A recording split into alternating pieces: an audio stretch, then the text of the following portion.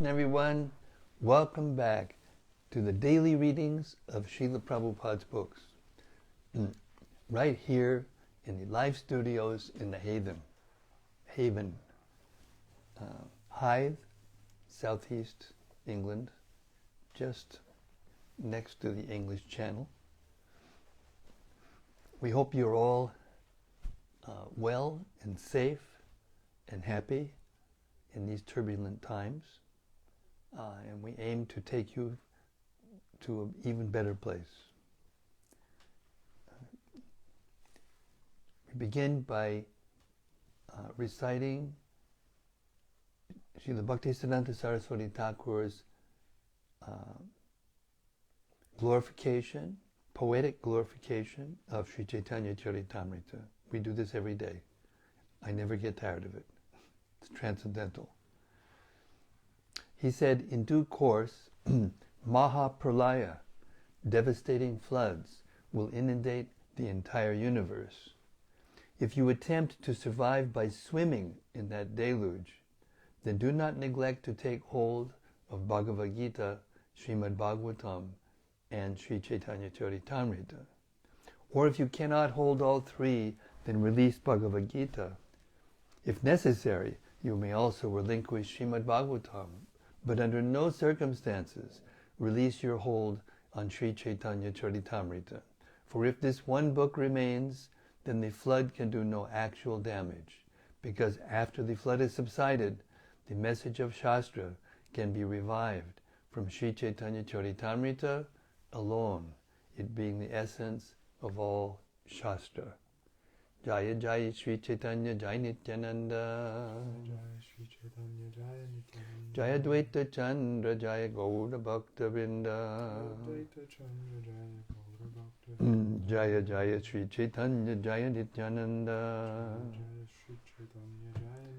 Jaya Dvaita Chandra Jaya Gaura Bhakta Vrinda Jaya Jaya Sri Chaitanya Jaya Nityananda Jaya Dvaita Chandra Jaya Gaura Bhakta Vrinda. Okay, we're blissfully going through the teachings of Sri Chaitanya Mahaprabhu to Sanatana Goswami. We've reached chapter 23, Life's Ultimate Goal, Love of Godhead. And we're beginning with text 119.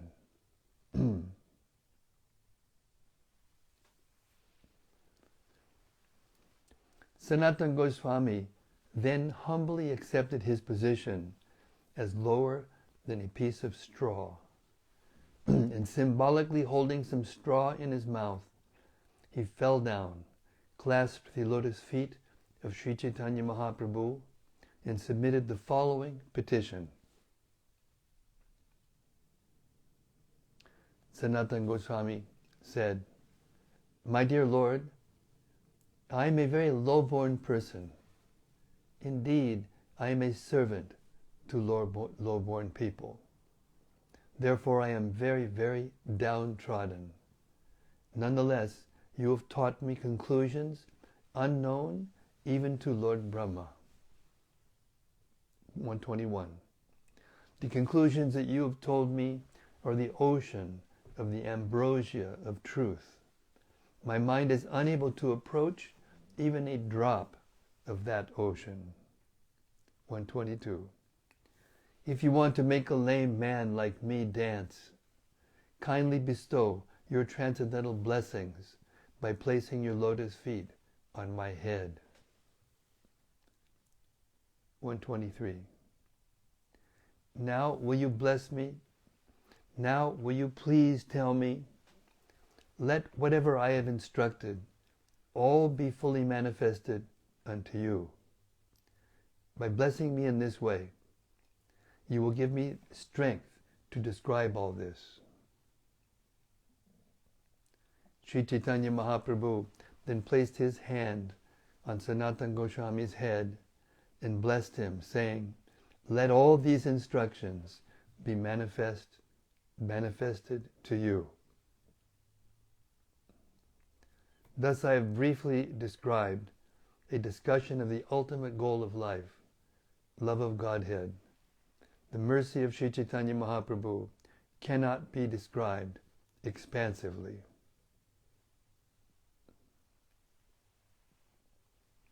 Whoever hears these instructions given to Sanatana Goswami by the Lord comes very soon to realize love of God, Krishna. Sri Rupa Raghunatha Padiyana Ash Caitanya-caritämrta Kahe Krishna Das.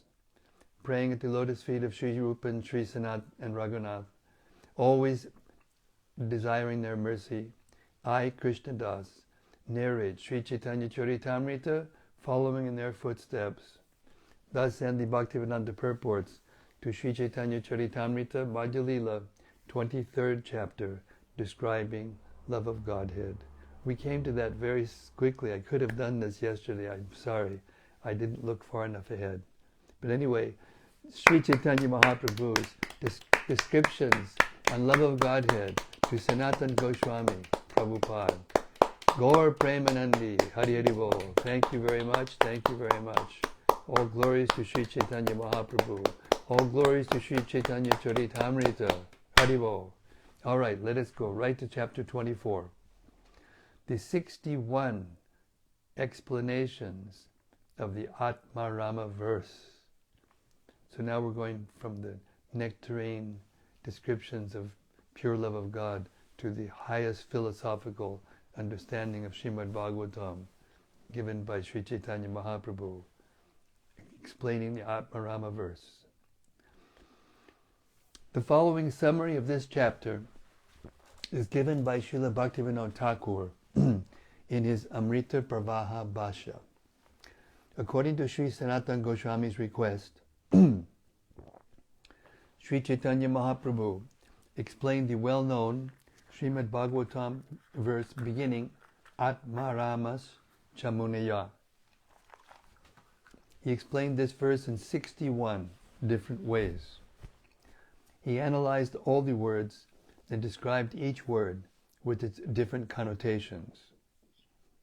Adding the words cha and api, he described all the different meanings of the verse.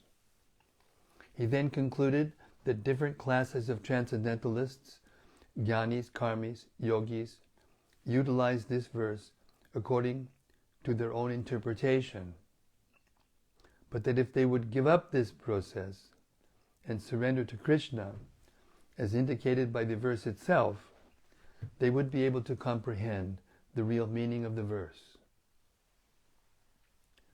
In this regard, Sri Chaitanya Mahaprabhu narrated a story about how the great sage Narada converted a hunter into a great Vaishnava, and how this was appreciated by Narada's friend, Parvat Muni.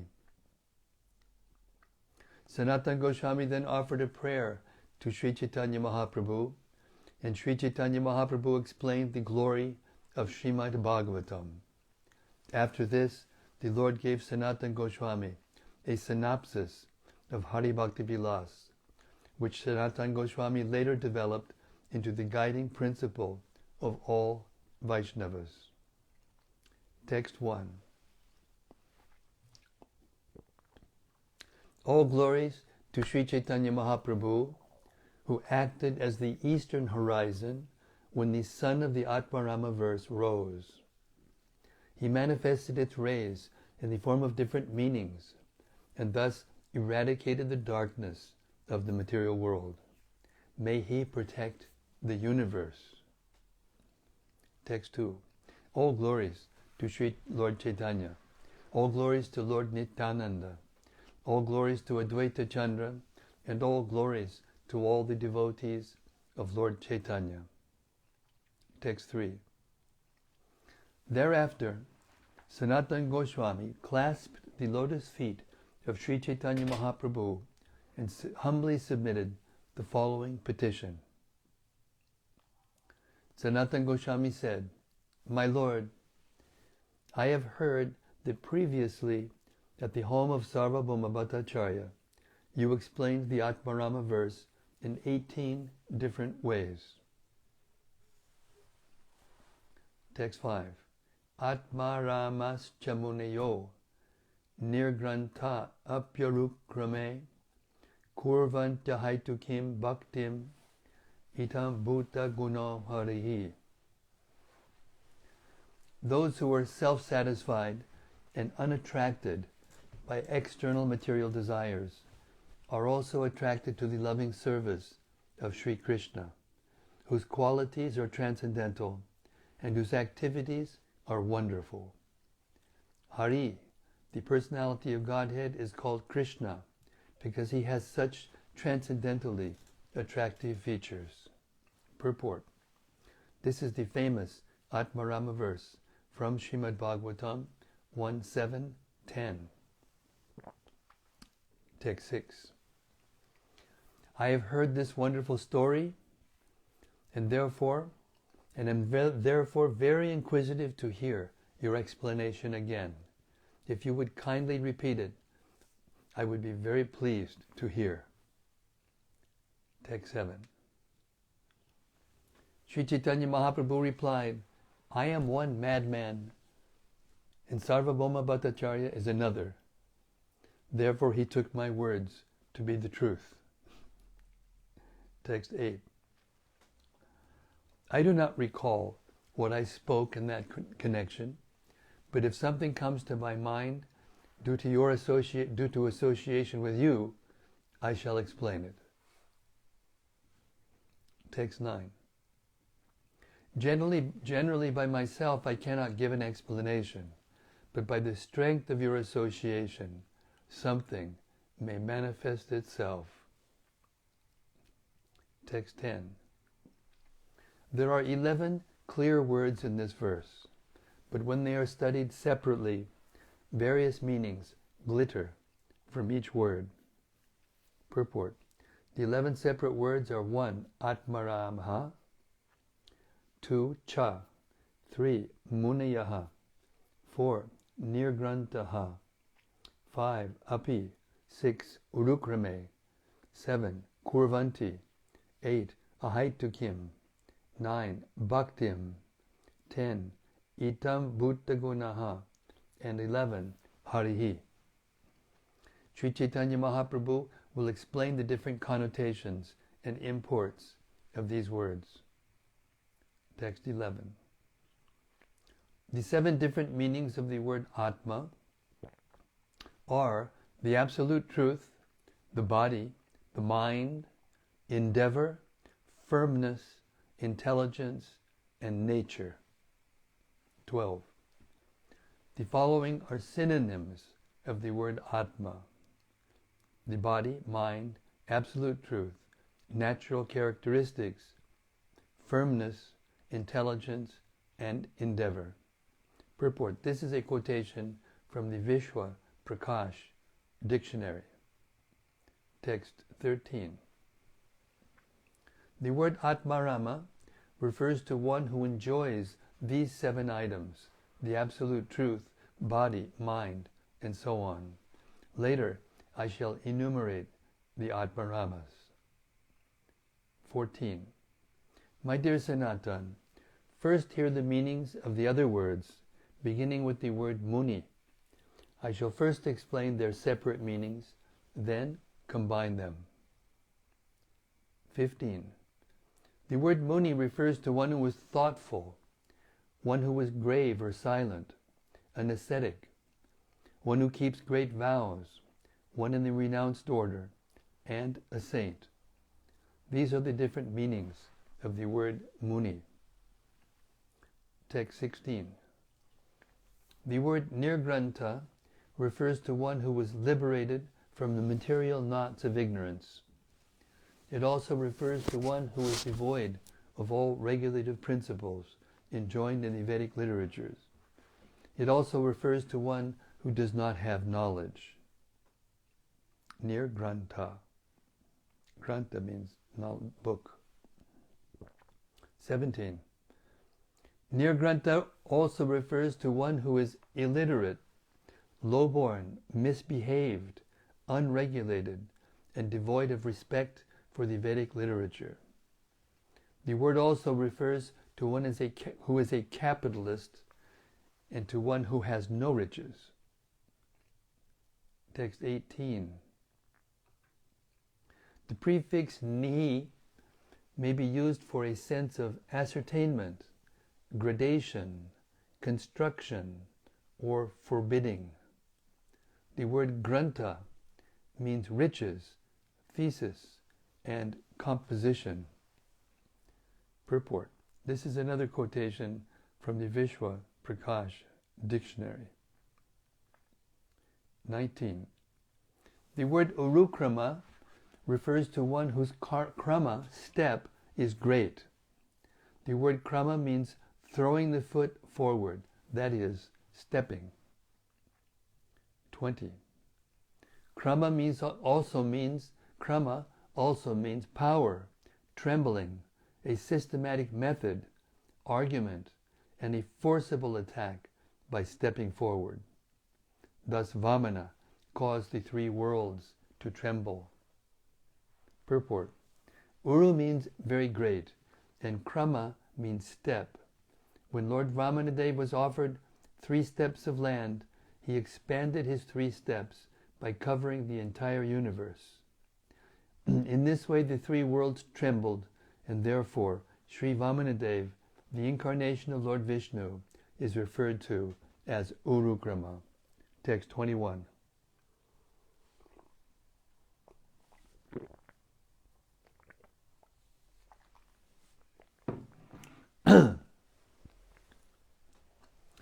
Even a learned man is able to count even if a learned man is able to count all the minute atoms in this material world, he still cannot count the potencies of Lord Vishnu. In the form of the Vamana incarnation, Lord Vishnu, without hindrance, captured all the planets, extending from the root of the material world up to Satyaloka. Indeed, he caused every planetary system to tremble by the force of his steps. Purport. This is a quotation from Srimad Bhagavatam 2.7.40. In the Rig Veda mantras 1.2, 154, 1, it is said, Om Vishnor Nu Viryani Kam Pravocham Yak Partivani Vimane Rajangsi Yo Skambhayad Uttarang Sadhustam Vichakramanas Tredyo Rugayaha. The meaning of this verse is practically identical to that of the verse from Srimad Bhagavatam quoted above. Text 22. Through his all-pervasive feature, the Supreme Personality of Godhead has expanded the entire creation. He is holding and maintaining this creation by his extraordinary potency. By his conjugal potency, he maintains the planetary system known as Goloka Vrindavan. Through his 6 opulences, he maintains many Vaikuntha planets. Purport.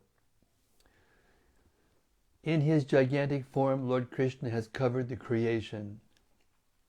He holds all the planetary systems and maintains them by his inconceivable potencies.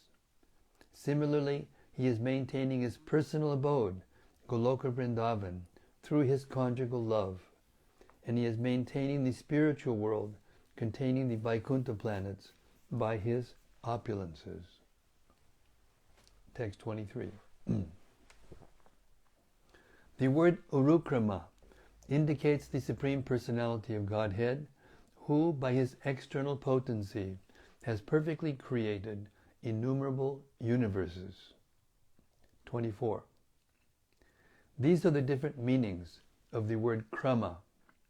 It is used in the sense of potency, systematic arrangement, step, moving, or trembling. Purport. This is a quotation from the Vishwa Prakash Dictionary. The Supreme Personality of Godhead is all-pervasive. Not only does he carry the three worlds by his inconceivable energy, but he maintains them also. He is also maintaining his spiritual planet, Goloka Vrindavan, by his conjugal love. And he is maintaining the Vaikuntha Lokas by his opulences. He maintains the material universes through his external energy. The material universes are perfectly situated because they are created by the Supreme Personality of Godhead. Text 25. The word kurvanti means they do something for others. Since it is a form of the verb to do, indicating things done for others.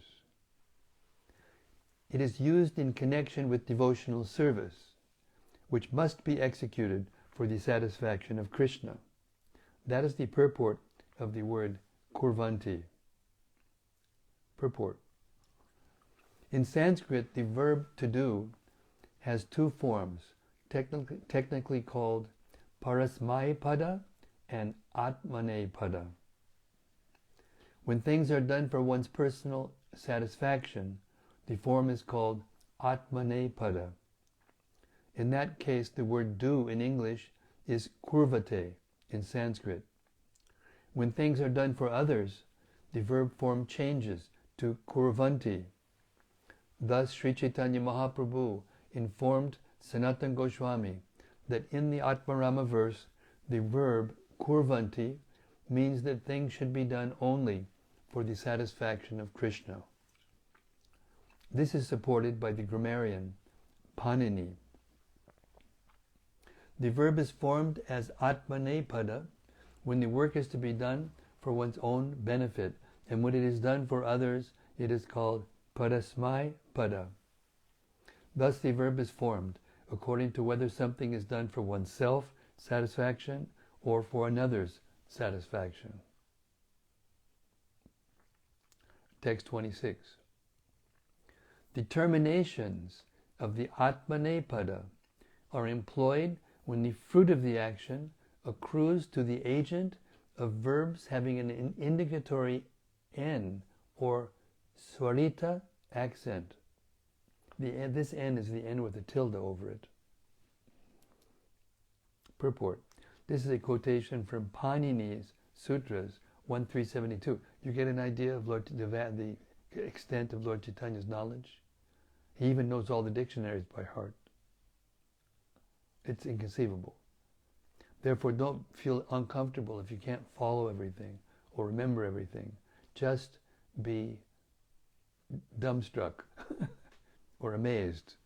That's the right response when you first hear this. Text 27. The word hetu, cause, means that a thing is done for some motive.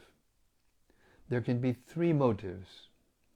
One may act to enjoy the result personally, to achieve some material perfection, or to attain liberation. 28. First we take the word bhukti, material enjoyment, which is of unlimited variety. We may also take the word siddhi, perfection, which has 18 varieties. Similarly, the word mukti has 5 varieties. 29. Causeless devotional service is unmotivated by sense enjoyment, perfection, or liberation. When one is freed from all these contaminations, he can bring Lord Krishna, who is very funny, under control. Text 30. There are 10 meanings for the word bhakti, devotional service. One is sadhana bhakti, execution of devotional service according to the regulative principles, and the other 9 are varieties of prema bhakti, ecstatic love of Godhead. Purport. The 9 varieties of prema bhakti are rati, prema, sneha, mana, pranaya, raga, anuraga, bhava, and mahabhava. Attraction, love, affection, adverse feelings, intimacy, attachment, subattachment, ecstatic love, and sublime ecstatic love. For the word sadhana bhakti, there is only one meaning: the execution of devotional service according to the regulative principles. Text 31. Next are explained the symptoms of love of Godhead, which can be divided into 9 varieties, beginning with attraction and extending up to ecstatic love, and finally up to the topmost ecstatic love, Mahabhava. 32. The attraction to Krishna of devotees on the platform of neutrality increases up to love of Godhead, prema, and the attraction of devotees on the platform of servitorship increases to spontaneous attachment, raga. 33. Devotees in Vrindavan who are friends of the Lord can increase their ecstatic love to the point of anuraga. Parental affectionate lovers, Krishna's father and mother, can increase their love of Godhead up to the end of anuraga. 34. The gopis of Vrindavan who are attached to Krishna in conjugal love can increase their ecstatic love up to the point of Mahabhava, the greatest ecstatic love. These are some of the glorious meanings of the word bhakti. 35. Please hear the meaning of the word itam bhuta guna, which is found in the Atmarama verse. Itam bhuta has different meanings, and guna has other meanings. 36. The word itam bhuta is transcendentally exalted because it means full of transcendental bliss. Before this transcendental bliss, the bliss derived from merging into the existence of the Absolute, Brahmananda, becomes like a piece of straw in comparison. 37. My dear Lord, O Master of the universe, since I have directly seen you, my transcendental bliss has taken the shape of a great ocean. Being situated in that ocean, I now realize all other so-called happiness to be like the water contained in the footprint of a calf. Purport.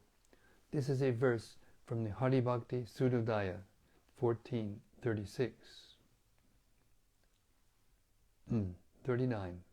38 rather. Lord Krishna is so exalted that he is more attractive than anything else and more pleasing than anything else. He is the most sublime abode of bliss. By his own strength, he causes one to forget all other ecstasies. Text 39. Pure devotional service is so sublime that one can very easily forget the happiness derived from material enjoyment, material liberation, and mystic or yogic perfection. Thus the devotee is bound by Krishna's mercy and his uncommon power and qualities. Text 40. When one is attracted to Krishna on the transcendental platform, there is no longer any logical argument on the basis of revealed scripture, nor are there any considerations of such conclusions. This is his transcendental quality, that is the essence of all transcendental sweetness. Text 41.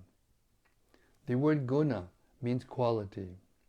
The qualities of Krishna are transcendentally situated and are unlimited in quantity.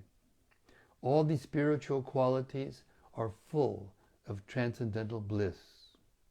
42. Krishna's transcendental qualities of opulence, sweetness, and mercy are perfect and full. As far as Krishna's affectionate leaning toward his devotees is concerned, he is so magnanimous that he can give himself to his devotees. Text 43.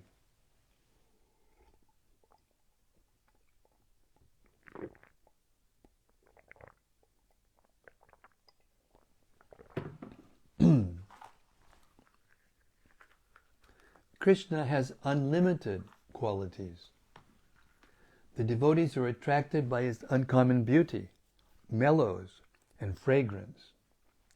Thus they are differently situated in the different transcendental mellows.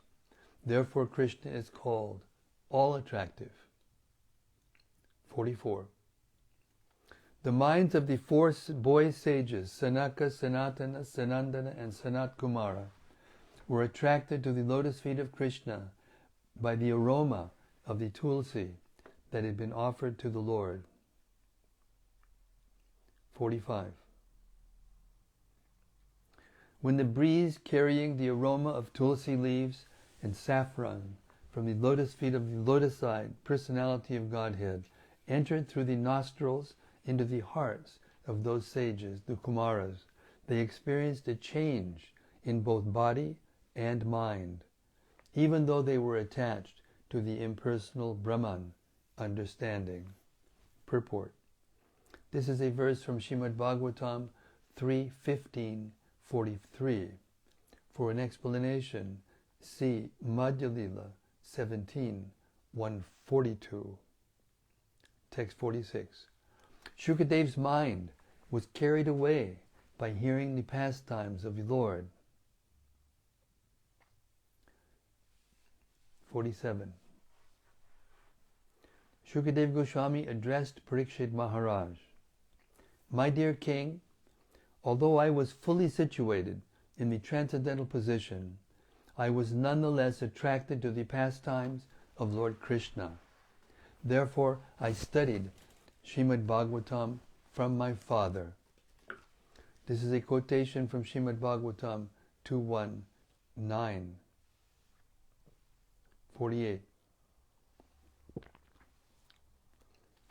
I offer my respectful obeisances unto Srila Shukadev Goswami, the son of Vyasadeva, and the destroyer of all sinful reactions. Being full in self-realization and bliss, he had no material desire. Still, he was attracted by the transcendental pastimes of the Supreme Personality of Godhead, and out of compassion for the people, he described the transcendental historical literature called Srimad Bhagavatam. This is compared to the light of the Absolute Truth. Purport. This verse is from Srimad Bhagavatam 12:12-69. Text 49. Lord Krishna attracts the minds of all the gopis with his beautiful, transcendental bodily features. 50. Dear Krishna, we have simply surrendered ourselves as your maidservants, for we have seen your beautiful face, decorated with tresses of hair, your earrings falling upon your cheeks, the nectar of your lips, and the beauty of your smile. Indeed, because we have also been embraced by your arms, which give us fearlessness, and seen your chest, which is beautiful and broad, we have surrendered ourselves. Purport. This verse from Srimad Bhagavatam 10:29-39 was spoken by the gopis when they arrived near Krishna for the rasa dance on a full moon night. The attracted gopis were awestruck, and they began to speak about how they came to Krishna to enjoy the rasa dance. 51. The queens in Dwaraka, headed by Rukmini, are also attracted to Krishna simply by hearing about his transcendental beauty and qualities. 52. O most beautiful Krishna, I have heard about your transcendental qualities from others, and therefore all my bodily miseries are relieved. If someone sees your transcendental beauty, his eyes have attained everything profitable in life. O infallible one, I have become shameless after hearing of your qualities, and I have become attracted to you. Purport. This verse, Srimad Bhagavatam 10:52-37, was written by Rukmini Devi in a letter to Krishna inviting him to kidnap her. Shukadev Goswami described this to Maharaj Parikshit when the king asked him how Rukmini had been kidnapped. Rukmini had heard about Krishna's qualities from different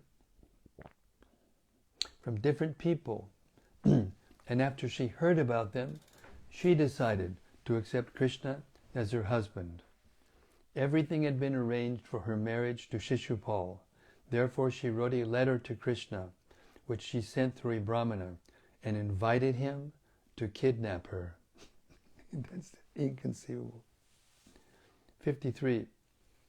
Lord Krishna even attracts the mind of the goddess of fortune simply by vibrating his transcendental flute. 54. O Lord, we do not know how the serpent Kaliya attained such an opportunity to be touched by the dust of your lotus feet.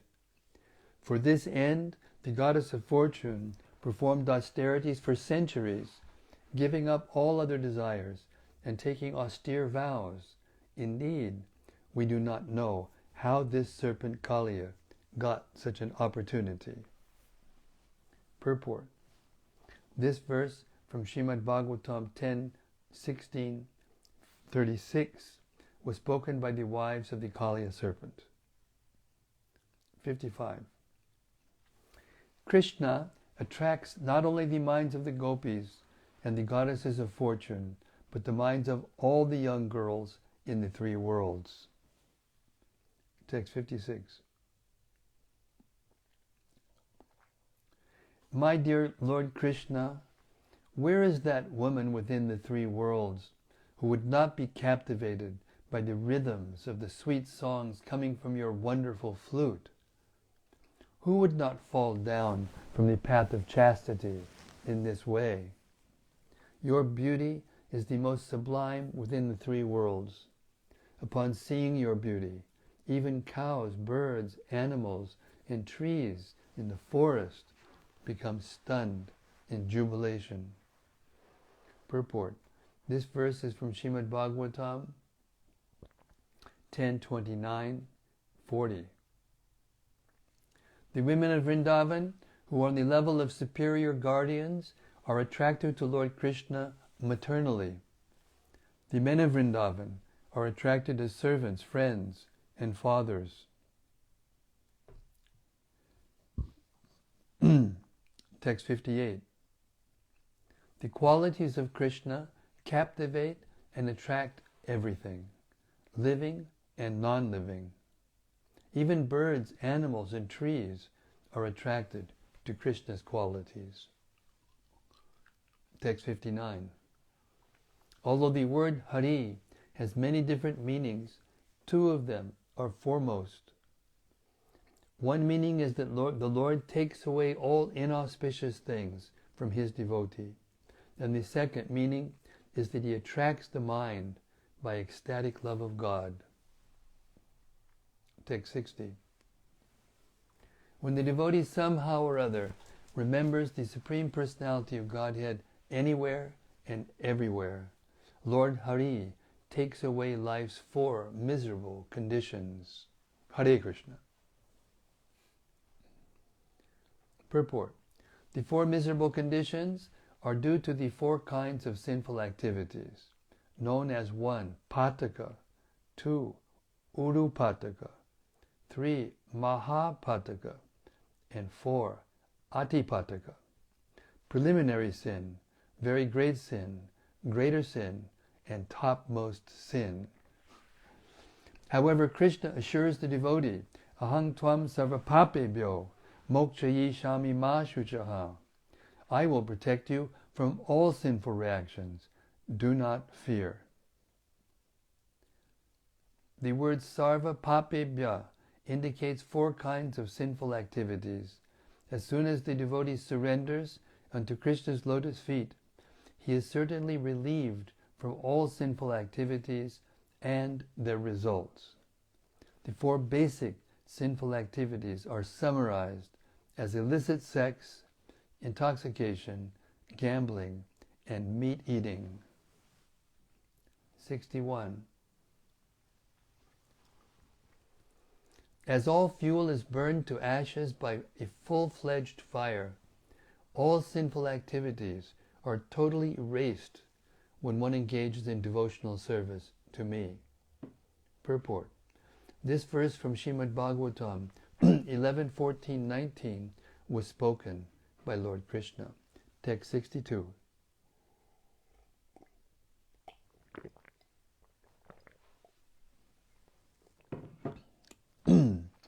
In this way, when all sinful activities are vanquished by the grace of the Supreme Personality of Godhead, one gradually vanquishes all kinds of impediments on the path of devotional service, as well as the ignorance resulting from these impediments. After this, one totally manifests his original love of Godhead through devotional service in 9 different ways, hearing, chanting, and so forth. Text 63. When the devotee is freed from all sinful material activities, Krishna attracts his body, mind, and senses to his service. Thus Krishna is very merciful, and his transcendental qualities are very attractive.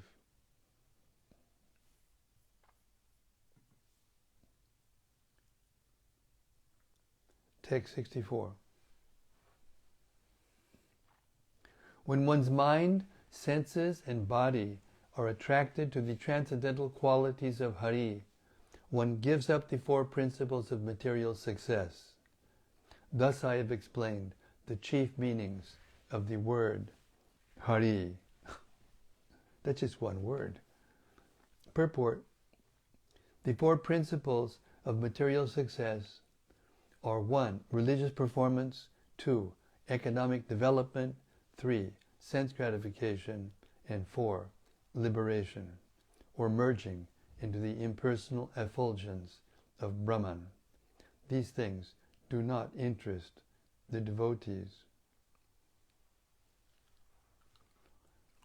66. When the conjunctions cha and api, although, are added to this verse, the verse can assume whatever meaning one wants to give it.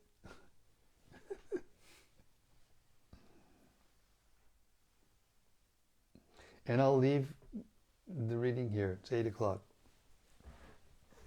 That went by so fast. I can't believe how fast that went by. That was more than 45 minutes, or about 45 minutes.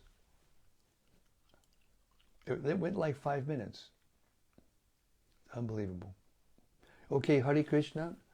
Now we're trying to understand, or we're being bewildered by, rather, the extent of the Lord's transcendental intelligence and fund of knowledge, which is unlimited, like everything else about him. Okay, anything that you have logged in your mind that you want to reflect upon, comment upon, discuss? Please be my guest. Hare Krishna.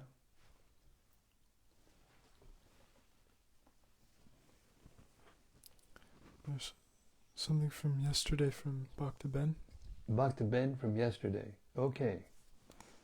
He says, Hare Krishna Maharaj, please accept my humble obeisances. Perhaps it's too late, the moment has gone, but I had an inquiry from yesterday's reading. In the purport to text 104 of chapter 23, Prabhupada expressed his desire that we take responsibility to spreading Krishna consciousness. I wondered if you could expand on how we can practically take this responsibility to heart. Learn the Bhagavad Gita and repeat it to whoever you meet. That doesn't mean you have to repeat the whole Bhagavad Gita to everyone you meet. But it means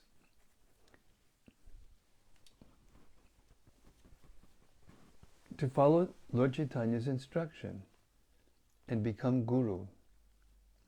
To become guru in the sense that you should repeat the teachings of Krishna in the Bhagavad Gita. Because the world is in such dark ignorance that to try to give the things that we're hearing in these chapters, Lord Chaitanya explained to Sanatana Goswami, which will result in Madhya-lila and his commentary on the Bhagavatam and so many other incredible transcendental literatures. First of all, we have to give up material attachment and material, as we've heard, sinful life. Give up the tendency to to conquer the laws of nature, or to transgress the laws of nature, which is not possible.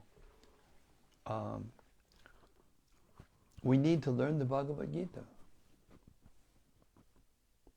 Learn means not just to learn what the verses say, but to apply the verses into our own mental world and into our practical activities, day-to-day life. Then we'll automatically become detached. With that knowledge, assimilated knowledge, we become automatically detached from material existence, and we no longer hanker to go here and go there and do this and do that. The senses become satisfied. The mind becomes satisfied.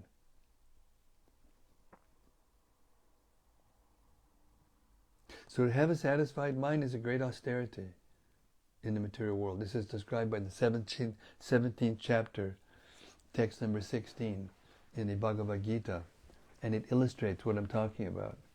To learn these books and to apply the books into our character. So there, Krishna says that the first austerity of the mind is satisfaction. Which I know I repeat this a lot. It may sound like a broken record, but it's very important, and therefore needs to be repeated until it sinks in. And that is that the mind is always flickering. It's always going from one thing to another. It's accepting something. It's rejecting the same thing. It's accepting something new. It's rejecting that thing. And in this way, it's chanchal. It keeps us restless and moving from one thing to a place, one thing, one person, one activity to another.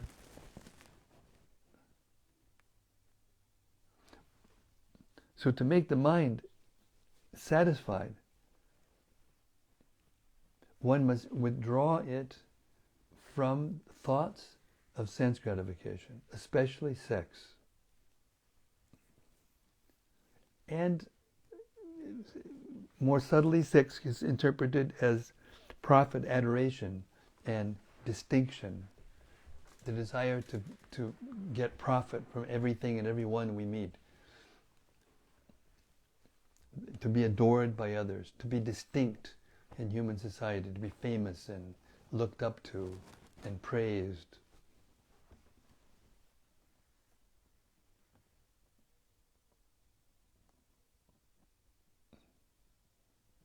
So when we withdraw our mind from the objects of sense gratification, then our mind tends to go to be peaceful, because the mind was actually created as a transformation of the mode of goodness. The natural state of the mind is actually to be neutral, to be satisfied.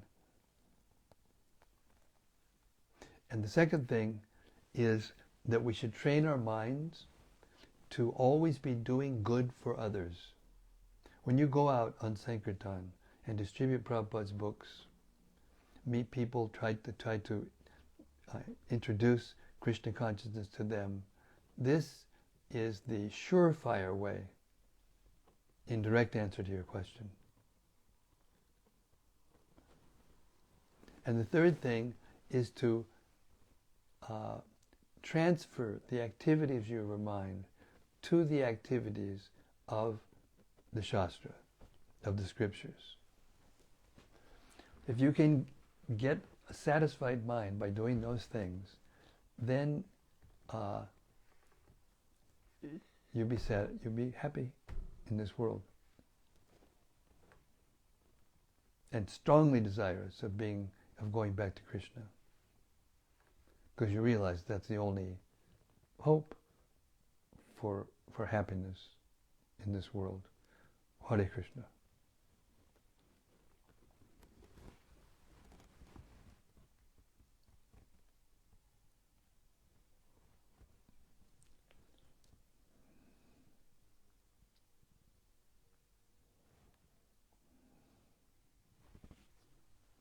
This is from Krishnangi Mulder. Oh, this is from Australia. Krishnangi Mulder, yes. He says, Hare Krishna Maharaj. Hare Krishna, Krishnangi.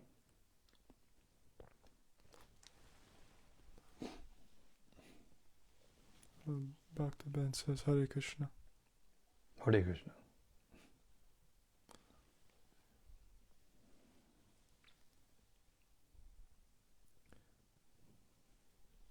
Krishna Premavati Devi Dasi says, Hare Krishna Maharaj, Dandavats.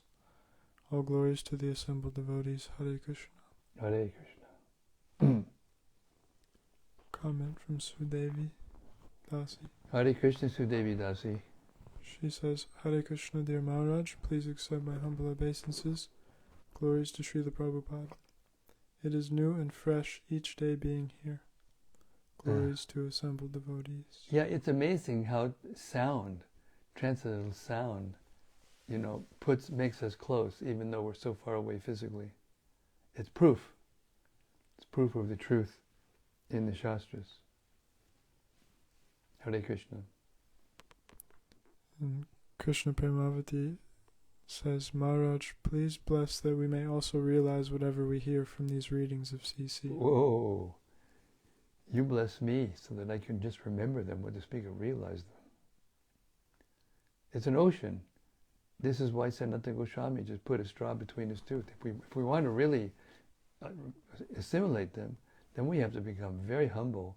And one of the things that we can do to become humble is to hear this chapter of the explanation of the Atmarama verse.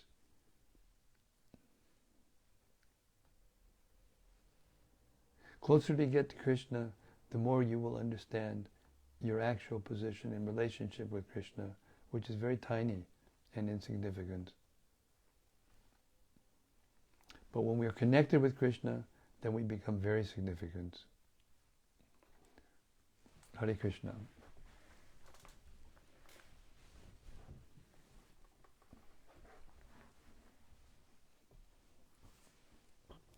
There's something from yesterday from Vrajaloka Devi Dasi. Hare Krishna Vrajaloka. She said, Hare This Krishna. is from yesterday? Yes. Okay. This is from yesterday. Okay. Hare Krishna, dear Maharaj. Please accept my humble obeisances. All glories to Srila Prabhupada. Could you please explain in more detail how the two verses at the end of the explanation of verse 105 relate to preaching, and how can we consider them seriously? These two verses are, when one is not attached to anything but at the same time accepts everything in relation to Krishna, one is rightly situated above possessiveness. On the other hand, one who rejects everything without knowledge of its relationship to Krishna is not as complete in his renunciation. Thank you so much. How that relates to preaching? Well, if you see everything in relationship to Krishna, then automatically you won't feel like enjoying it for yourself. Automatically. You'll feel like pleasing Krishna. And when you're out and about and you see a person suffering in a material existence, and nowadays even a dullard can see people suffering in material existence, then you'll want to do something about it. That's how it relates to preaching. Without seeing the suffering of others, how can you feel like preaching? And if you are suffering yourself, overwhelmed by suffering yourself, you won't be able to see the suffering of others. All you'll be able to see is your own suffering. And by seeing things in relationship to Krishna, then that it relieves you from that suffering of always thinking of yourself and how to please yourself by whatever you see. I mean, just imagine You go to some big, like, I'm trying to think of an example, Oxford Street, billions of things on both sides of the streets, on all kinds of shops to buy. And people go there with enough money to buy one or two or three. And they spend their whole day looking at them all to figure out which one of them they're going to buy. I mean, the level of frustration that must be in the hearts of persons who are doing that. But if you see everything in relationship to Krishna, that it belongs to him and not to you, and not something you're looking for to purchase or to earn or to somehow or to conquer and get for yourself, then you'll be able to see. Then you'll be able to see the frustration and suffering of others. Otherwise, it'll just be a part of the entertainment.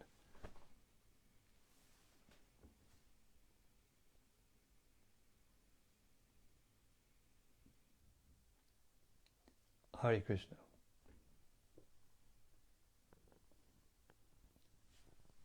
Also something from yesterday from Noel. Bhakti Noel from yesterday. She said, Hare Krishna Maharaj, please accept my humble obeisances. The translation in text 94 through 98 was so sublime. Hearing about pure devotional service and thinking of ourselves as satisfied and brightly enlivened as we strive for eagerness and other ecstatic ingredients will help the devotee reach the highest platform of wonder and deep bliss. My paraphrased version of this verse, of this translation, does not do justice to the feelings of love and inspiration in my heart that are awakened for Krishna when I hear this. Well, thank you for that realization and for that deep understanding. It's laudable, very laudable.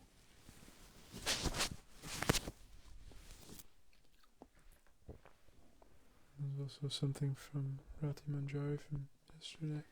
Rati, Haribol. She says, Dear Guru Maharaj, please accept my humble obeisances. Tonight I found it fascinating to hear how Srila Prabhupada spoke about how an acharya may have to adjust the application of certain principles, like renunciation, which may need to be differently applied in different countries, cultures, and times. I like it how Srila Prabhupada explains something which he personally is expert at, but does not mention himself. How he can be the innovating teacher and the humble devotee at the same time is impressive and endearing. Yes, very good. Thank you. Very nice realization.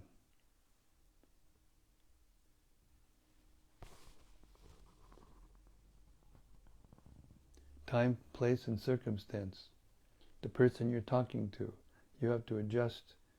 Prabhupada used to give the example that a doctor's, or a pharmacist is sitting in his shop, and he's in the back of him, he's got all these medicines, and but he doesn't give just any medicine to anyone. He gives the dosage and the strength and the medicine according to the person's need.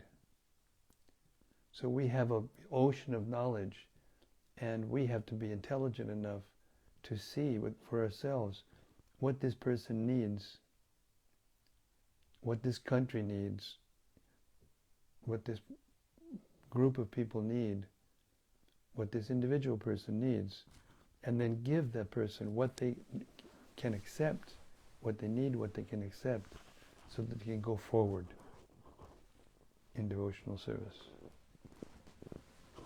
So yes, it's a wonderful principle, time, circumstance, and place. It's not stereotyped, devotional service.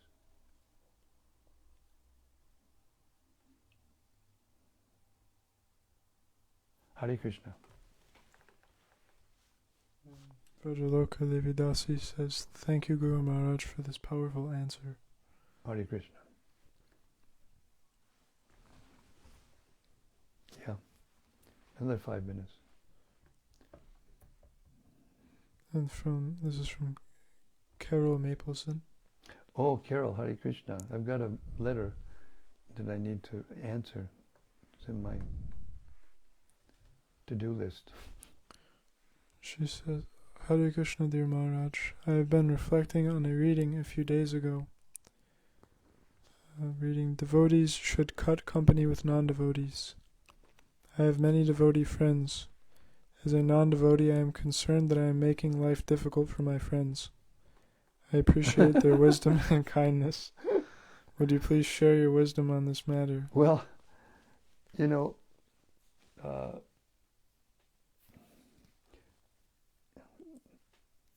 point that we just talked about applies to this as well, this question as well, because,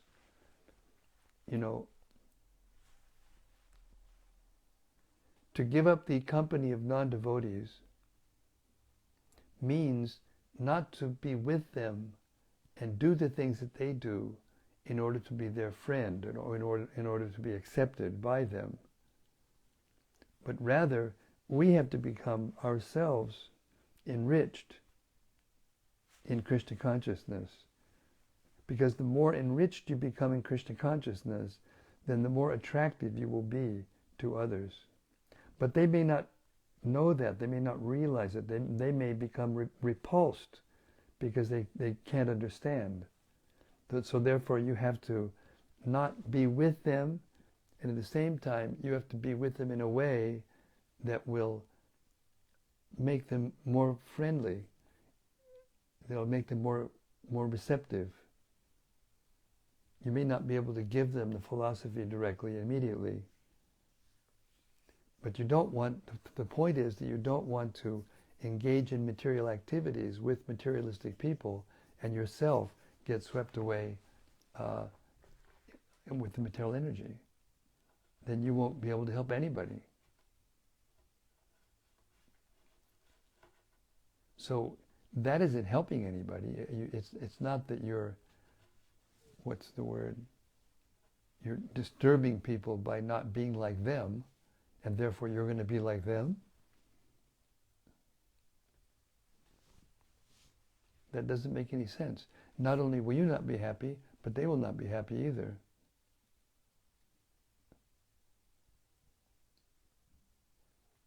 Therefore, Krishna says in the Gita, we shouldn't disturb people who are too attached. Rather, we should engage them in something, taking prasadam, hearing some music, some chanting. We have to select the things to share with people that they will like, even if you can't give them anything else immediately. We have our transcendental cook over here, Abhay Das Brahmachari, who learned the art of making cookies, and boy, I gave 4 cookies to this worker for the internet company, and he gave us a whole big, spool of connecting wire that helped us connect my computer to the. Anyway, Hare Krishna. I'm rambling now. I have to stop. But that's the basic answer to the question. And I think I'll stop here. It's 20 minutes after 8, and I have some things I have to do.